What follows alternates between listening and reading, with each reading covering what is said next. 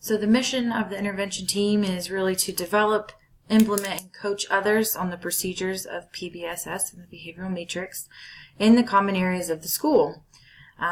They needed to develop scripts for a number of things for the cafeteria. That would include how students line up to get their food, how students should get their food, remembering all of their utensils, straws, napkins, things like that. They need to know where they sit. They need to know how to bust their table when they're done. They need to know what they do when they're done busting their table before they're allowed to exit. And more importantly, how they exit the cafeteria. And as Dr. Knopf says, they need to be reinforced after long breaks. So after Christmas break or spring break, to practice these again. Scripts include the same language used by all adults, so there are clear expectations by everyone in the cafeteria.